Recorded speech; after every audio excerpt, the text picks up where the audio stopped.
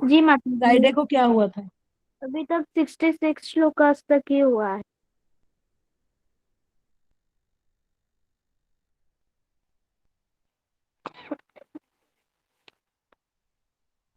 माता जी ने बोला था कि आज प्रश्न पूछेंगे करके। कोई बात नहीं, आज तो उनकी तब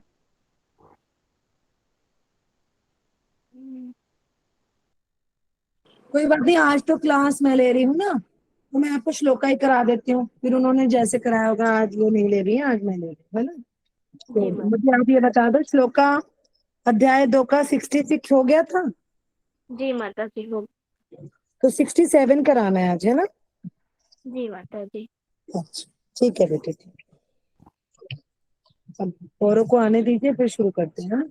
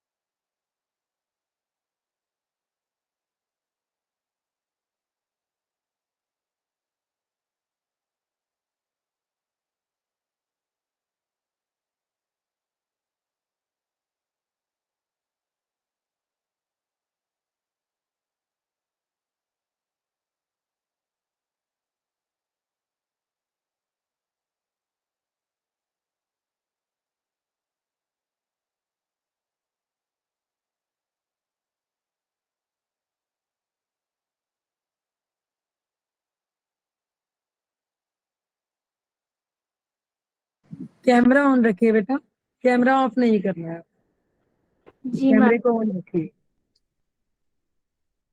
दिशा।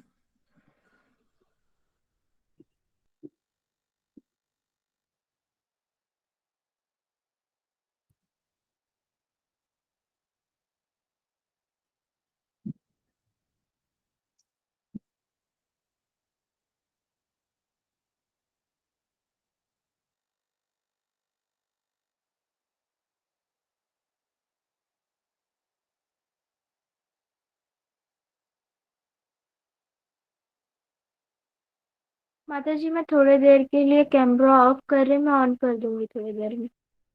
आपकी आईज में प्रॉब्लम हो रहा है क्या वैष्णवी? नहीं माता जी, पता नहीं सुबह से मेरी तबीयत भी खराब है और आइस हाँ, का ये भी। आई फ्लू हो रहा है, आपको आई फ्लू हो रहा है, इसका मेडिसिन ले लो, है ना। आई फ्लू चल रहा है आजकल। ठीक है। हाँ हाँ, ठीक है बेटा, ठीक। चलो ठीक है, अब हम शुरू करते हैं, है ना। तो श्लोका प्रीशा जी माता जी। एक जी, मिनट सिक्सटी तक। सेवन श्लोका बेटा रीड आउट करो। कौन सा श्लोक है माता जी? 67, सेकंड अध्याय का 67 श्लोका बेटा। जी माता जी। इंद्रियाणा ही चरंता यमनो यमनोस्न नु विधीयते यदस्य हरति प्रज्ञा वायुर्ना वमि वाम्भ वाम्भसि। जिस प्रकार पानी में तैरती नाव को प्रचंड वायु दूर बहा ले जाती है, उसी प्रकार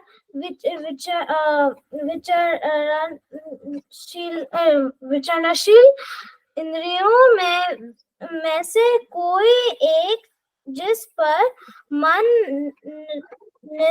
निरंतर लगा रहता है, मनुष्य की बुद्धि को हर लेती है। हाँ ठीक है, इसमें बताया है जिस प्रकार पानी में तैरती नाव, जब पानी में कोई नाव तैरती है और अगर बहुत तेज हवा हो, प्रचंड, बहुत तेज हवा चले तो उस नाव को क्या होता है, वो बाहर से अपने साथ ले जाती है ना। तो उसी प्रकार विचरणशील इंद्रियों में से कोई एक, विचरणशील इंद्रियां हमारी इंद्रियां कौन कौन सी हैं, कौन बताएगा? विचरण करती हैं, हाँ बताओ प्रिशा, इंद्रियां बताओ कौन सी? जीवा, नाक, कान और जीवा, नाक, कान और फिर फीलिंग, टच करने का फीलिंग, और त्वचा, त्वचा, ये क्या बोलते हैं, सूंघने का, मतलब कि देखने का आँख। आंखें, हाँ। हाँ, आंखें, जीवा, कान, और हमारी त्वचा, और हमारी नाक। ना चाहते हुए भी अगर हम, हमारे आसपास अगर कोई खुशबू है तो हमको सुगंध आएगी उसकी, है ना। तो हम बस में करते हैं कि हम नेत्रों से क्या दर्शन करना चाहते हैं, हम भगवान के दर्शन। सुगंध में क्या सूंघना चाहिए हमें, भगवान को अर्पित फूलों को, है ना। जीभा से क्या खाना चाहिए, भगवान का प्रसाद और भजन कीर्तन हमें करना चाहिए। त्वचा से भगवान की सेवा करनी चाहिए, है ना। और कौन माता सी जी रह कौन गई सा है श्लोक है? हरे कृष्ण। बेटा? 67 चल रहा है, 67 श्लोक का, जी, दूसरे हरे अध्याय कृष्ण। का 67। हाँ, धन्यवाद। तो हमें बता रहे हैं, जिस प्रकार पानी में तैरती हुई नाव को प्रचंड हवा दूर बहा ले जाती है, उसी प्रकार विचरणशील इंद्रियों में से कोई एक, जिस पर मन निरंतर लगा रहता है। मान लो हमें कोई अच्छी चीज खाने में बड़ी स्वादिष्ट लगती है, हमारा जीवा क्या कर रही है, निरंतर उसी में लगी हुई है, खाने में, है ना। अच्छे स्वादिष्ट खानों में ही लगी हुई है बस। उसको क्या मतलब है, जीवा को सिर्फ स्वादिष्ट खाने से मतलब है उसको। तो निरंतर कहाँ लगी हुई है, हमारे मन को कहाँ लगा रखा है उसने, जीवा में लगा रखा है ना। हमें खाना चाहिए, हमारा मन निरंतर कहाँ लग गया, उसी इंद्री पे लग गया। तो मनुष्य की बुद्धि को क्या हो जाता है, वो हर लेती है, उसे कुछ और सोच समझ नहीं रहती, फिर उसको एक ही सोच समझ रहती है, क्या, कि मुझे पौष्टिक भोजन चाहिए, मुझे स्वादिष्ट, मुझे पिज्जा चाहिए, चाउमीन चाहिए, मोमोज चाहिए, यही चाहिए बस। तो हमारा दिमाग कहाँ जाएगा, बार बार खाने में। बुद्धि कहाँ लग जाएगी, खाने में लग जाएगी। क्या वो भजन कीर्तन में लगेगी, पढ़ाई में भी नहीं लगेगी, भजन कीर्तन में भी नहीं लगेगी, शिष्टाचार में भी नहीं जाएगी, अच्छे व्यवहार में भी नहीं जाएगी, सिर्फ कहाँ जाएगी, खाने में जाएगी। ऐसे अगर हम नेत्रों से पिक्चर देखना पसंद करते हैं, नाटक देखना पसंद करते हैं, तो हर समय हमारे नेत्रों को क्या इच्छा रहेगी, कि मुझे वही वाली पिक्चर देखनी है, मूवी देखनी है, या फिर वही, हमें सीरियल अच्छा लग रहा है, हमें वही सीरियल देखना है ना। तो मन को कहाँ ले गई वो, सीरियल में ले गई, बुद्धि बुद्धि को हर लिया उसने। तो हमें क्या करना है, विचरणशील इंद्रियों को कहाँ लगाना है, भगवान में लगाना है। तभी हम मन को नियंत्रित कर सकते हैं। नहीं तो अगर हमारी पांचों इंद्रियों में से एक भी इंद्री अगर कहीं और लग गई तो हमारी बुद्धि को वो हर लेगी। इसमें कहा, यदि समस्त इंद्रियां भगवान की सेवा में ना लगी रहें और यदि इनमें से एक भी अपनी तृप्ति में लगी रहती है, अपनी तृप्ति मतलब अपनी इच्छा में लगी रहती है, तो वह भक्त को दिव्य प्रगति पथ से विपथ कर सकती है, मतलब उस पद से वो उसको हटा सकती है।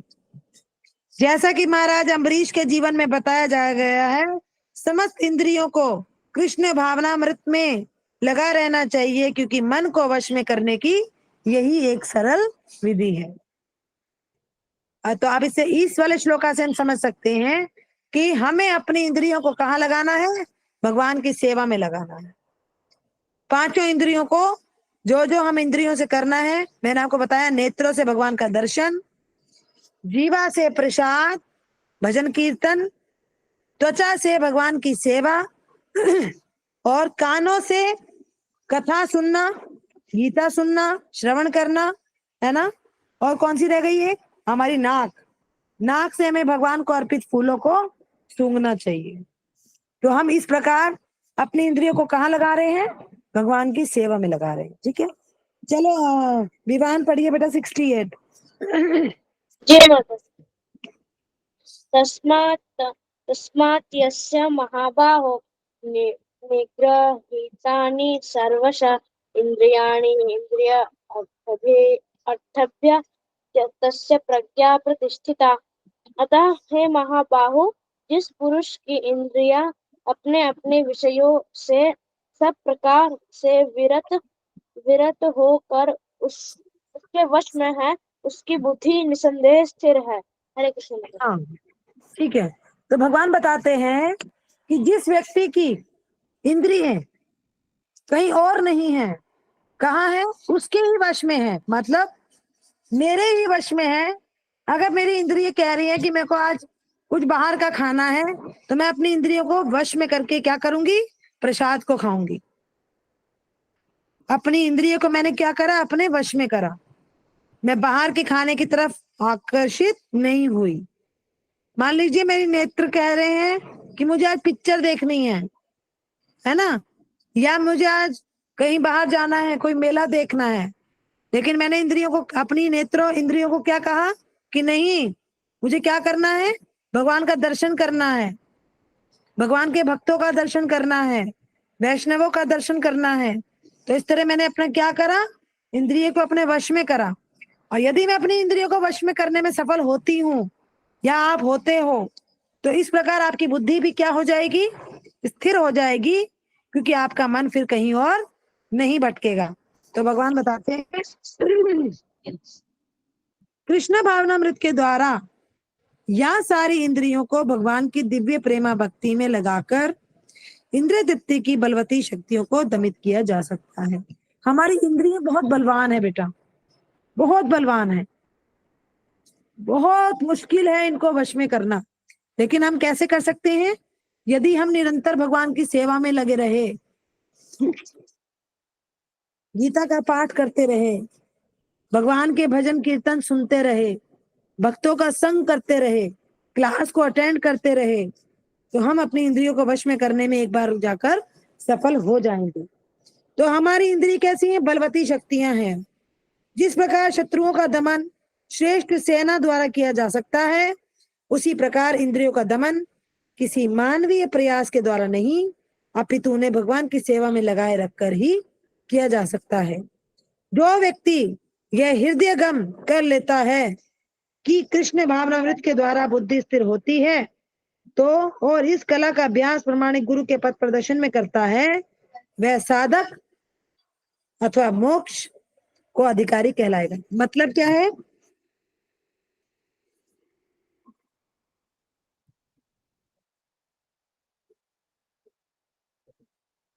एक मिनट बेटा, मेरा कैमरा नहीं ऑन रहा, एक मिनट।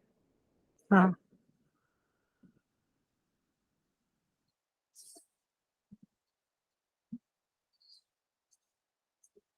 एक मिनट, मेरी आवाज आ रही है आपको?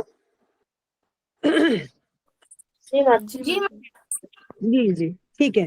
तो भगवान क्या है, वो कह रहे हैं, भगवान कहते हैं कि हम कैसे इसका पथ को प्रदर्शन कर सकते हैं, कैसे चल सकते हैं? एक गुरु के सानिध्य में रहकर। अगर हमारे गुरु हमें पथ प्रदर्शन में हमारी मदद करेंगे, हमें गाइड करेंगे, तो एक बार जाकर हम उनके द्वारा हम अपने पथ को सुदृढ़ बना सकते हैं, मतलब अच्छा बना सकते हैं। जिस प्रकार एक कोई लड़ाई होती है तो वहां पर श्रेष्ठ योद्धा जो होते हैं, वही उस युद्ध को जीतने के अधिकारी होते हैं ना। इसी प्रकार कृष्ण सेवा में लगकर ही आप अपनी बलवती इंद्रियों को वश में करने में सफल हो पाएंगे। ठीक है। वैष्णवी तो आज आपसे इसकी प्रॉब्लम हो रही है। माता जी मैं श्लोक पढ़। हाँ ठीक है, पढ़ चुके हो तो ठीक है बेटा, 69 पढ़ो। जी माता जी। या निशा सर्वभूतानां तस्यां जागृति संज्ञां यस्यां जागृति भूतानि सा निशा पश्यते।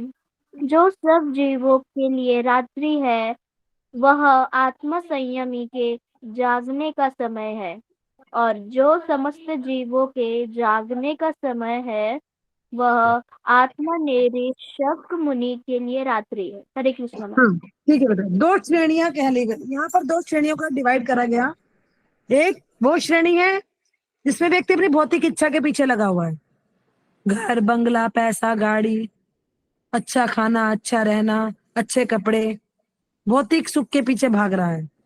और एक श्रेणी वो है जिसमें व्यक्ति क्या कर रहा है, अपना आत्म संरक्षण, आत्म साक्षात्कार, अपने आप को जानने का प्रयास कर रहा है, भक्त बन रहा है ना। तो अब इन दो श्रेणी को पढ़ते हैं।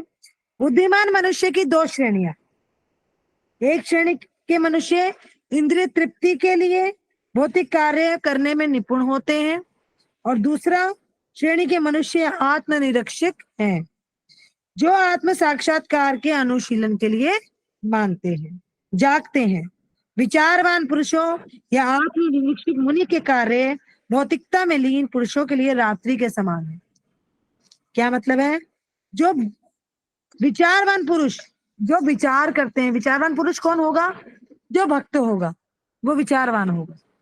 विचारवान पुरुषों या आत्मनिरीक्षक मुनि के कार्य भौतिकता में जो लीन पुरुषों हैं उनके लिए क्या होगी? वो रात्रि होगी। क्यों होगी? क्योंकि उन्हें ज्ञान ही नहीं होगा, है ना। जो भौतिक सुख में लगे हैं, क्या उन्हें वो ज्ञान है जो एक भक्त को ज्ञान होता है? हो सकता है उसे वो ज्ञान नहीं होता। और जब उसे ज्ञान नहीं होगा, अज्ञानता में, अज्ञानता को तो अंधेरा ही बताया गया ना। अज्ञानता को किससे रिप्रेजेंट करते हैं? अंधेरे से, कि अज्ञान है, उसकी आंखों में अंधेरा है, उसे अज्ञानता का पर्दा है ना। तो अज्ञान व्यक्ति के लिए, विचारवान व्यक्ति का जो दिन होगा उसके लिए वो क्या होगी? रात होगी, क्योंकि इसकी समझ में ही नहीं आएगा। तो इसमें कहा कि विचारवान पुरुषों मुनि के कार्य भौतिकता में लीन पुरुषों के लिए रात्रि के समान। भौतिकतावादी व्यक्ति ऐसी रात्रि में अनभिज्ञता के कारण आत्म साक्षात के प्रति सोए रहते हैं। सोने को अज्ञानता कहा गया बेटा। जो व्यक्ति भक्त नहीं है, क्या वो सुबह 4 बजे उठ के भगवान का नाम माला करेगा? विवान इधर ध्यान दो। जो व्यक्ति भगवान का भक्त नहीं है, क्या वो 1 घंटा या 2 घंटा निकाल के भगवान की माला करेगा? नहीं माता जी। नहीं करेगा। वो क्या सोचेगा? अरे क्या कर रहा हूं मैं, मेरे को तो कहीं घूमने जाना था, होटल में जाना था, पार्टी करनी है, ये करना है, वो करना है ना। लेकिन उसे ये नहीं पता कि जो हमने 1 घंटा या 2 घंटे भगवान का नाम लिया है, इससे हमने कितने जन्मों के जो हमारे पाप थे उसमें से कुछ अंश हमने खत्म कर दिया है। ये क्या है? उसके लिए अज्ञान। तो भौतिक सुख में जो पड़ा होता है वो एक तरीके का अज्ञानी व्यक्ति है। क्या है वो व्यक्ति? अज्ञानी है। उसकी आंखों में अज्ञान का पर्दा है। उसे नहीं पता कि भगवान के लिए भक्त के और एक व्यक्ति के क्या कर्तव्य हैं। हमें मनुष्य जीवन क्यों मिला है? क्योंकि मनुष्य जीवन में ही हम भक्ति कर सकते हैं। कॉकरोच बन के या छिपकली बन के तो हम भक्ति नहीं कर सकते, है ना। हम कुत्ता बन के भक्ति नहीं कर सकते, बिल्ली बन के हम भक्ति नहीं कर सकते। कर सकते हैं? हमें मनुष्य जीवन भगवान ने दिया है। क्यों? क्योंकि मनुष्य जीवन में ही हम भक्ति कर सकते हैं, बस। इसीलिए मनुष्य जीवन को भगवान की सबसे बेस्ट क्रिएटिविटी कही गई। ठीक है। तो भगवान बताते हैं कि जो ज्ञानी व्यक्ति होता है उसके दिन भौतिक सुख वाले व्यक्ति के लिए रात्रि का कार्य करती है। आत्मनिरीक्षक मुनि भौतिकतावादी पुरुषों की रात्रि में जागे रहते हैं। मुनि को आध्यात्मिक अनुशीलन की क्रमिक उन्नति में दिव्य आनंद का अनुभव होता है। दिव्य आनंद का अनुभव केवल एक भक्त को ही हो सकता है। अज्ञानी को दिव्य आनंद नहीं हो सकता। क्यों नहीं हो सकता दिव्य ज्ञान? उसे कौन बताएगा? उसे दिव्य ज्ञान क्यों नहीं हो सकता? जो भौतिक सुख में है उसे दिव्य ज्ञान क्यों नहीं होगा? विवान बताएगा। विवान बताओ। उसे वो भौतिक सुख में उसे दिव्य ज्ञान इसलिए नहीं मिलेगा क्योंकि वो भौतिक सुख में अपेक्षाएं करता है। और वो अपेक्षाओं से वो कर्म बंधन में लग जाए। अच्छे से मुझे नहीं मालूम। हाँ, भौतिकतावादी व्यक्ति जो भौतिक सुख में लगा है उसे दिव्य ज्ञान क्यों नहीं मिलेगा? क्योंकि दिव्य ज्ञान एक भक्त को ही प्राप्त हो सकता है बेटा। दिव्य ज्ञान वो ज्ञान होता है जो भगवान की शरण में आकर ही, गुरु की शरण में आकर ही हमको मिलता है। नहीं तो हमें क्या ज्ञान है? सिर्फ ये कि खाना खाना है, सोना है। ये तो काम एक पशु भी करता है। पशु भी तो करता है ये काम, अपने लिए शिकार भी करता है, क्योंकि उसको पता है जब तक मैं शिकार नहीं करूंगा मेरा पेट नहीं भरेगा। ऐसे ही व्यक्ति है, उसको पता है जब तक मैं कमाऊंगा नहीं, मैं काम नहीं करूंगा, तो मैं घर में खाना कैसे खाऊंगा। तो वो तो एक पशु के समान कर रहे हैं, पशु भी कर रहा है काम। लेकिन मनुष्य जीवन की क्या क्या स्पेशलिटी है कि मनुष्य जीवन में हमें बुद्धि भगवान देते हैं, ताकि हम उसके बुद्धि का सही उपयोग करके दिव्य ज्ञान की प्राप्ति कर सकें, भगवान की जी शरण माता। में जा सकें। ठीक है, तो इसमें कहा कि आध्यात्मिक अनुशीलन की क्रमिक उन्नति में दिव्य ज्ञान, दिव्य आनंद का अनुभव होता है, किंतु भौतिकतावादी कार्यों में लगा व्यक्ति आत्म साक्षात्कार के प्रति सोया रहकर अनेक प्रकार के इंद्रिय सुखों का स्वप्न देखता है। वो स्वप्न ही देखेगा, और एक दिन मर जाएगा तो सारे सपने यहीं रह जाएंगे उसके। और उसी सुप्तावस्था में कभी सुख तो कभी दुख का अनुभव करता है। सुप्तावस्था क्या? सोई हुई अवस्था। सुप्तावस्था सोई हुई अवस्था है बेटा। जो भौतिक सुख में लगा है वो सोया हुआ ही है, वो जागा हुआ नहीं है। आत्मनिष्ठ मनुष्य भौतिक सुख या दुख के प्रति अन्य मनस्य रहता है, वह भौतिक घातों में अविचल नहीं होता। जो भगवान का भक्त होता है वह दुख सुख में कभी भी अविचल नहीं होता, वो कभी भी परेशान नहीं होता, उसे दुख सुख का कोई प्रभाव नहीं होता। उसे पता है कि भगवान ने अगर दुख दिया है तो ये भी मेरे अच्छे के लिए है, और सुख दिया है तो ये भी मेरे अच्छे के लिए है। अगर मुझे कुछ नहीं दिया तो इसमें मेरा कोई अच्छा ही होना है। ठीक है ना? श्लोका नंबर 70 पढ़ो विवान। जी माता जी।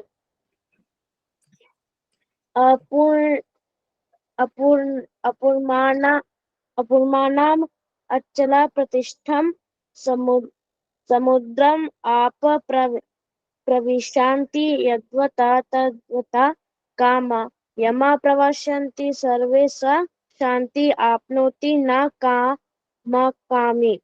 जो पुरुष समुद्र में निरंतर प्रवेश करते रहने वाली नदियों के समान इच्छाओं के निरंतर प्रवाह से विचलित नहीं होता, और जो सदैव स्थिर स्थिर रहता है, वही शांति प्राप्त कर सकता है।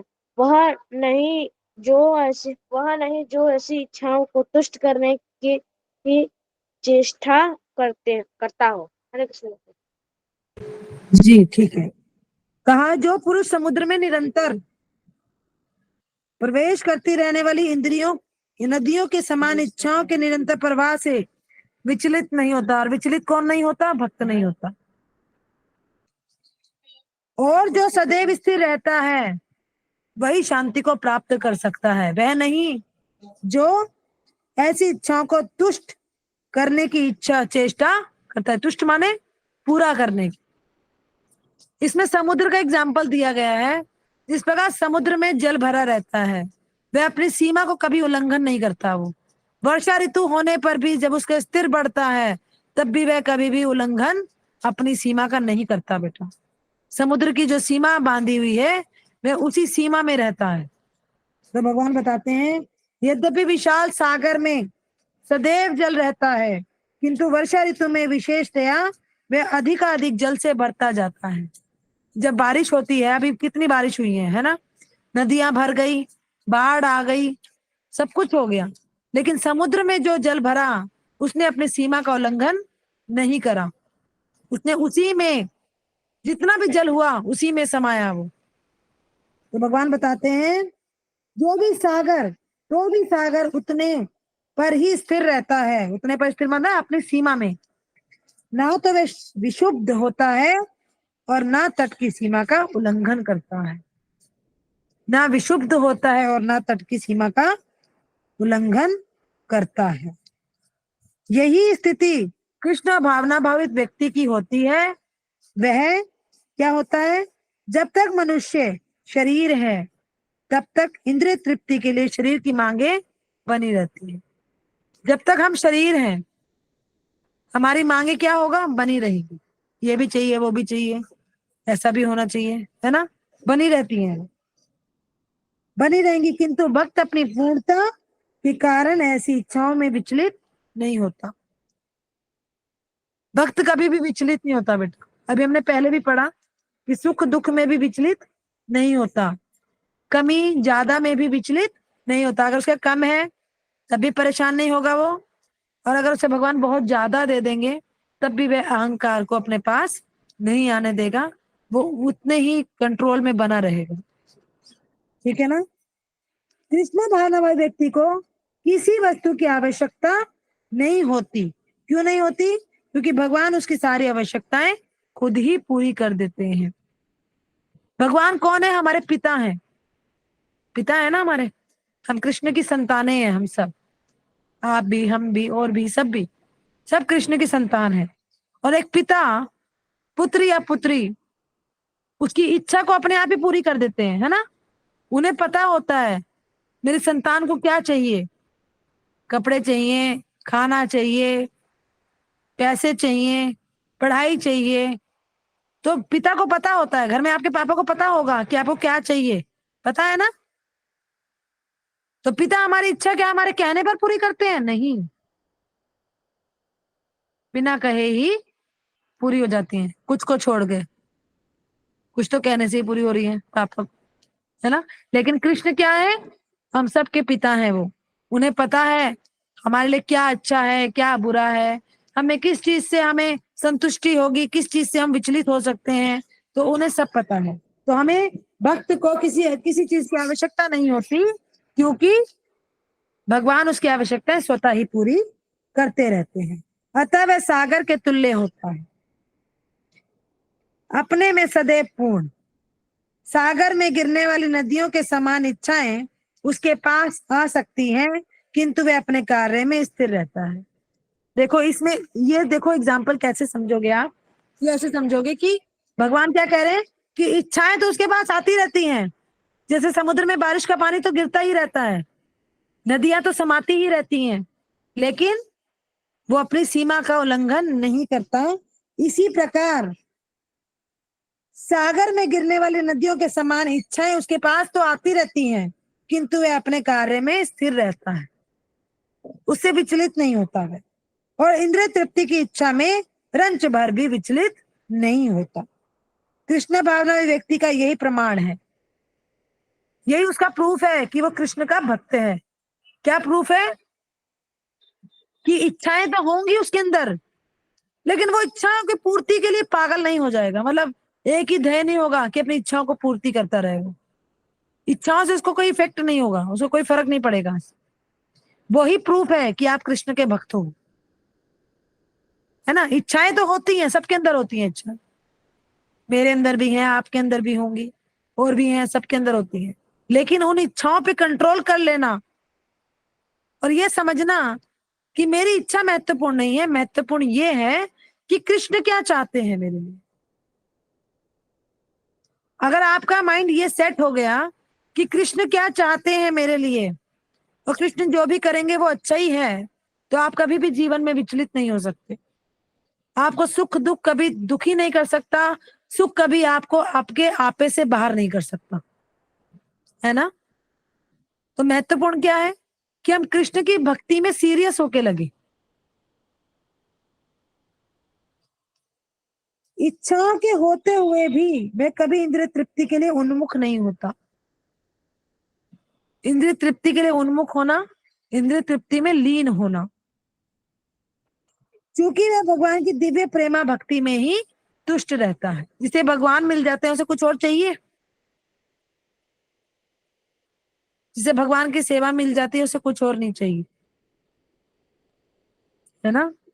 जब हम हाँ भगवान की डॉक्टर। सेवा में लगेंगे और भगवान को पता होगा कि ये बच्चा या ये लड़की या ये औरत या कोई भी ये मेरी सेवा में लगा है, तो भगवान उसका ध्यान स्वतः ही रखेंगे, है ना। जब हमारा कोई हमारे घर में या हमारा कोई काम करता है, तो क्या हमें उसको जरूरत पड़ती है ये बोलने की आप मेरा ध्यान रखो? नहीं, है जी। क्योंकि हमें पता होगा कि ये मेरी सेवा रोज कर रहा है, तो इसका ध्यान मुझे रखना है।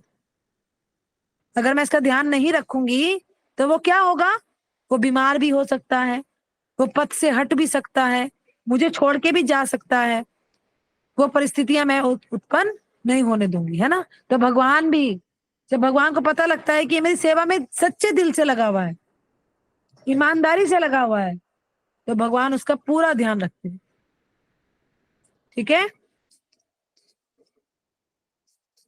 वह समुद्र की भांति स्थिर रहकर पूर्ण शांति का आनंद उठा सकता है, किंतु दूसरे लोग जो मुक्ति की सीमा तक इच्छाओं की पूर्ति करना चाहते हैं, मुक्ति की सीमाओं तक मतलब मरने तक, जब तक वो मरते नहीं तब तक वो सिर्फ एक ही इच्छा रखते हैं, क्या, अपने इंद्रियों को कैसे प्रसन्न करूं, अपनी इंद्रियों की कैसे तृप्ति करूं, ऐसा क्या करूं कि मेरा मन को बहुत अच्छा लगे, ऐसा क्या करूं कि मुझे बड़ी खुशी हो, वो इसी में लगते हैं। कब तक, जब तक वो मरते नहीं है।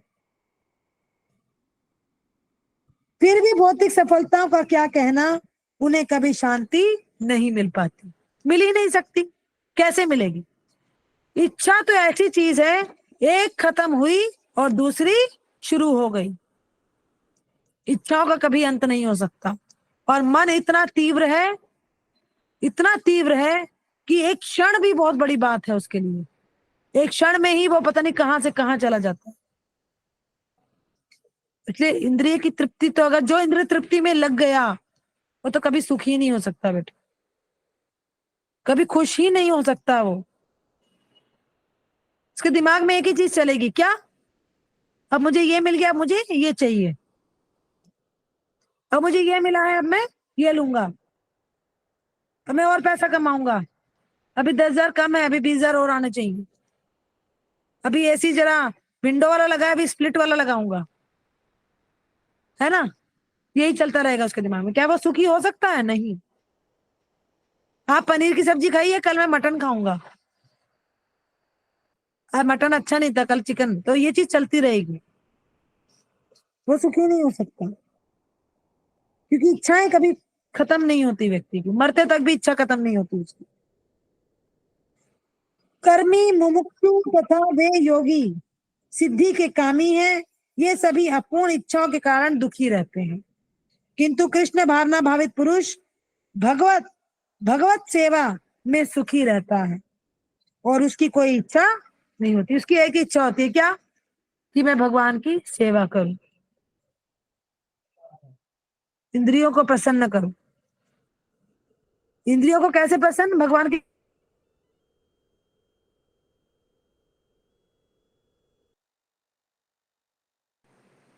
वस्तुतः वह तो तथा कथित भव बंधन से मोक्ष की भी कामना नहीं करता। क्यों नहीं करता वो मोक्ष की कामना? भव बंधन से हर कोई मोक्ष चाहता है, लेकिन वो क्यों नहीं करता? भगवान का सेवक जो सच में कृष्ण भावना भावित है, वह क्यों नहीं चाहता कि उसका मोक्ष हो? क्योंकि वो बस कृष्ण का भक्ति करना चाहता है, उनका सेवा करना चाहता है। उसको पता है कि अगर मेरा मोक्ष हो गया तो ये सेवा मेरी छूट जाएगी, है ना। मैं अभी कहाँ तक पहुंचा हूं, फिर दोबारा से मुझे जाना पड़ेगा, फिर आना पड़ेगा, फिर कैसा होगा। तो इसीलिए वह चाहता नहीं है कि उसका मोक्ष हो। कृष्ण के भक्तों की कोई भौतिक इच्छा नहीं रहती, इसलिए वे पूर्ण शांत रहते हैं। उनकी भौतिक इच्छा नहीं होती। उनकी कौन सी इच्छा होती है? आध्यात्मिक इच्छाएं होती है उसकी। भौतिक इच्छा से वो ऊपर हो जाता। ठीक है। श्लोका 71 पढ़ो। विवान तुम ही पढ़ो, चलो। श्रीमद् विहाय कामान यह सर्वान पुमान चरति निष्पृह निर्मम निरहंकार निरंकार स शांतिम अगच्छति। जिस व्यक्ति ने इंद्रिय तृप्ति की समस्त इच्छाओं का परित्याग कर दिया है, जो इच्छाओं से रहित रहता है और जिसने सारी ममता त्याग दी है तथा अहंकार से रहित है, वही वास्तविक शांति को प्राप्त कर सकता है। हरे कृष्ण। ठीक है बेटा।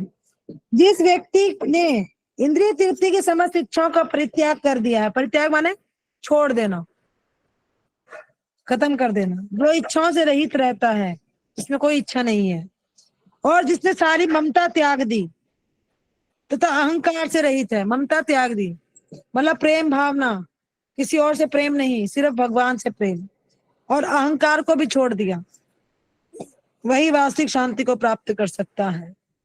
अहंकार ना हो, द्वेष ना हो, ईर्ष्या ना हो, अगर हमारे अंदर ये जलन ना हो, अगर हमारे अंदर ये चीजें हो जाएंगी, तो हमें भक्ति करने में सरलता होगी या कठिनाई? माता जी सरलता होगी। सरलता होगी। तो इंद्रिय तृप्ति के लिए कुछ भी इच्छा ना करना, दूसरे शब्दों में कृष्ण भावना भावित होने की इच्छा, वास्तव में इच्छा शून्यता या निष्प्रयता होती है। निष्प्रयता मतलब क्या होता है? कोई इच्छा ना होना, ठीक है। इस शरीर को मिथ्या ही आत्मा माने बिना तथा आत्मा माने बिना तथा संसार की किसी भी वस्तु में कल्पित स्वामित्व रखे बिना कृष्ण श्री कृष्ण के नित्य दास के रूप में अपनी यथार्थ स्थिति को जान लेना कृष्ण भावनामृत की सिद्धि अवस्था है। देखो इसको समझो, इसमें ये लिखा हुआ है, क्या लिखा है? हाँ, शरीर को मिथ्या मानना। शरीर आप सबको पता है कि एक ना एक दिन शरीर हमारा नाशवान है, खत्म हो जाएगा। आत्मा को शाश्वत मानना, ठीक है। एक बात समझ में आई कि शरीर को अशाश्वत है, जो नाशवान है, और आत्मा जो शाश्वत है, जिसका कभी नाश नहीं हो सकता। एक बात ये मानना, संसार की किसी भी वस्तु में स्वामित्व ना रखना, मतलब ये ना कहना कि ये वस्तु मेरी है, मैं इसका स्वामी हूं। स्वामित्व ना रखना। दो बातें समझ में आई, एक शरीर नाशवान है, आत्मा शाश्वत है। दूसरा कि किसी भी भौतिक वस्तु के लिए स्वामित्व का प्रदर्शन ना करना, ठीक है। और श्री कृष्ण के नित्य दास, नित्य दास माने परमानेंट, जो कभी कृष्ण को नहीं छोड़ेंगे, नित्य दास। कृष्ण को ही अपना सर्वस्व मान लेना, कृष्ण को अपना स्वामी मान लेना। नित्य दास, यथार्थ स्थिति को जान लेना ही जान लेना कृष्ण भावना की सिद्धि अवस्था है। कि अगर ये गुण व्यक्ति में आ गए तो वो कृष्ण भावनामृत का सिद्धि की अवस्था में पहुंच जाता है, ठीक है। क्या बातें हैं? एक कृष्ण का नित्य दास, अपने आप को नित्य दास समझना और कृष्ण को स्वामी समझना, ठीक है। और दूसरा, आत्मा को शाश्वत समझना और शरीर को अशाश्वत, शरीर को नाशवान समझना। और तीसरा, किसी भी वस्तु के लिए स्वामित्व का प्रदर्शन ना करना। ये तीन बातें आपको समझ में आनी, ठीक है। तो वो क्या होगा? कृष्ण भावना की सिद्धि की अवस्था में जाएगा। जो ही सिद्धि अवस्था में स्थित है वह जानता है कि श्री कृष्ण ही प्रत्येक वस्तु के स्वामी है। कोई भी चीज हो इस संसार में, कुछ भी, वो सब क्या है? श्री कृष्ण के द्वारा ही प्राप्त है। एकमात्र स्वामी कौन है? श्री कृष्ण। अतः प्रत्येक वस्तु का उपयोग उनकी तुष्टि के लिए ही किया जाना चाहिए। प्रत्येक वस्तु का, हम जो भी वस्तु का उपयोग करते हैं, हमें यह सोचना चाहिए ये कहाँ से मिली है, इसके स्वामी कौन है? कृष्ण है, मैं नहीं हूं। ये घर किसका है? कृष्ण का। मैं किसका हूं? कृष्ण का। मेरी इंद्रियां किसके लिए है? कृष्ण के लिए, ठीक है। मैं कोई भी चीज का अगर यूज करता हूं तो मैं कौन हूं? कृष्ण का नित्य दास हूं। मेरे स्वामी कृष्ण है, और जो भी वस्तु मुझे प्राप्त है वो कृष्ण की है, और हमें उस चीज को किसके लिए यूज करना है? कृष्ण के। समझ आई बेटा? समझ आ रहा है आपको? जी माता जी। अच्छे से आ रहा है सबको? जी माता जी। माता जी हाँ बोलो। मुझे कुछ नेटवर्क इश्यू हो गया था, इसलिए मैं आपका जो लास्ट पॉइंट था ना, आप कुछ शरीर नश्वान है और ये जो पॉइंट था ना, हाँ चलो मैं कोई, ये सेकंड और थर्ड पॉइंट अच्छा में सुन नहीं पाई। हाँ कोई बात नहीं बेटा, मैं एक बार दोबारा से रिपीट कर देती हूँ। एक तो ये कि हमारा शरीर नाशवान है, आत्मा शाश्वत है, पहली बात। दूसरी बात, प्रत्येक वस्तु के स्वामी श्री कृष्ण है, मेरा किसी भी चीज पर कोई स्वामित्व नहीं है, अपने आप को स्वामी नहीं समझ रहे। और तीसरी बात कि मैं कृष्ण का नित्य दास हूं और कृष्ण मेरे भी स्वामी है। तो हमें प्रत्येक वस्तु का उपयोग किसके लिए करना चाहिए? कृष्ण के लिए करना चाहिए, अपनी तुष्टि के लिए नहीं करना चाहिए। अगर व्यक्ति ये करने में सफल होता है तो वो कृष्ण भावनामृत की सिद्धि अवस्था में जाता है। ठीक है, श्री कृष्ण ही प्रत्येक वस्तु के स्वामी है, अतः प्रत्येक वस्तु का उपयोग उनकी तुष्टि के लिए ही किया जाना चाहिए। अर्जुन आत्म तुष्टि के लिए युद्ध नहीं करना चाहता था, अर्जुन अपने लिए युद्ध नहीं करना चाहता था। अर्जुन किसकी मर्जी से युद्ध कर रहे थे? कृष्ण की, अपनी मर्जी तो थी नहीं उनकी, तो वो कृष्ण की मर्जी से युद्ध कर रहे थे। उन्होंने कृष्ण को अपना गुरु भी माना है, कृष्ण को अपना स्वामी भी माना है, कृष्ण को अपना मित्र भी माना है, तीनों अवस्थाओं में कृष्ण को ही माना है। ठीक है, युद्ध नहीं करना चाहते थे, किंतु जब तक पूर्ण रूप से कृष्ण भावना भावित हो गया तो उसने युद्ध किया, क्योंकि कृष्ण चाहते थे कि वह युद्ध करे। उसे अपने लिए युद्ध करने की कोई इच्छा नहीं थी, किंतु वही अर्जुन कृष्ण के लिए अपनी शक्ति भर लड़ा। किसके लिए लड़े अर्जुन? कृष्ण के लिए। पूरी शक्ति उन्होंने अपने युद्ध में लगा दी, क्योंकि कृष्ण चाहते थे।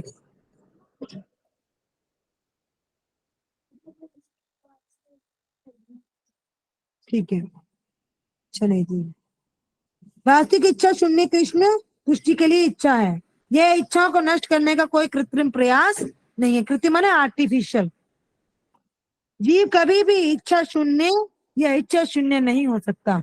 कभी भी ऐसा नहीं हो सकता कि व्यक्ति के अंदर कोई इच्छा ना हो, वो इच्छा शून्य नहीं हो सकता। लेकिन हमें इच्छा को क्या करना है? दमन करना है। क्या सोचकर? कि मैं कृष्ण का नित्य दास हूं, मुझे अपना सर्वस्व कहाँ लगाना है? श्री कृष्ण में लगाना है। भौतिक दृष्टि से इच्छा शून्य व्यक्ति जानता है कि प्रत्येक वस्तु किसकी है? कृष्ण की, अतः वह किसी भी वस्तु पर अपना स्वामित्व घोषित नहीं करता। वह दिव्य ज्ञान आत्म साक्षात्कार पर आधारित है, अर्थात इस ज्ञान पर कि प्रत्येक जीव कृष्ण का अंश स्वरूप है। हर कोई कृष्ण के ही अंश है, क्योंकि हमारे पिता कौन है? कृष्ण है। जीव की शाश्वत स्थिति कभी ना तो कृष्ण से के तुल्य होती है और ना उनसे बढ़कर होती है। हम ना तो कृष्ण के तुल्य हो सकते हैं, ना तुल्य माने बराबर, और ना ही उनसे बढ़कर हो सकते हैं। हम नित्य उनके दास ही हो सकते हैं बस। हमें क्या मानना है अपने अंदर कि हम कौन है? कृष्ण के दास। किस रूप में सेवा करनी है? दास रूप, कृष्ण के स्वामी रूप में। कृष्ण स्वामी है और हम उनके दास हैं। हम अपनी इंद्रियों को कृष्ण की सेवा में लगाएंगे, हमें अंदर इच्छाएं जो भी होंगी हम उसको दमन करेंगे और सोचेंगे कि हमारे लिए कृष्ण हमारे पिता है और उनको पता है कि हमें क्या किस चीज की कब आवश्यकता होगी। ठीक है, इस प्रकार कृष्ण भावनामक का यह ज्ञान ही वास्तविक शांति का मूल आधार है। ठीक है बेटा, श्लोका हमने 71 तक क्लियर करा। मंडे में कल क्लास नहीं होगी आपकी, ट्यूसडे में क्लास है, तो ट्यूसडे में हम 72 से शुरू करेंगे। ठीक है जी माता जी। माता जी। तो आज के श्लोका बहुत अच्छे थे। आज के श्लोका का मेन मोटिव यही था कि हमें इच्छाओं का दमन करना है, इंद्रियों को भगवान की सेवा में लगाना है। कृष्ण हमारे एकमात्र स्वामी है, कृष्ण हमारे पिता है, हम सब कृष्ण के अंश हैं। हमें किसी वस्तु पर अपना स्वामित्व घोषित नहीं करना, हमें जो भी करना है कृष्ण की इच्छा से करना है। आत्मा शाश्वत है, शरीर नाशवान है। कृष्ण को हमें अपने आप को कृष्ण का नित्य दास समझना चाहिए। हमने आज के चैप्टर में यही शिक्षाएं ली। जी माता जी। जी, मंडे में मैं आपसे ये पूछूंगी कि मैंने आपको संडे को क्या, नहीं सॉरी, ट्यूसडे में मैं पूछूंगी कि संडे में मैंने क्या पढ़ाया था। ठीक है, जी चलो ठीक है, मैं रुकती हूँ बेटा। ओके, हरे कृष्णा। हरे कृष्णा माता जी, पंचांग प्रणाम, सभी भक्तों को प्रणाम। हरे कृष्ण माता जी, प्रणाम, हरे कृष्णा, हरे कृष्णा। प्रणाम। हरे कृष्णा, हरे कृष्णा।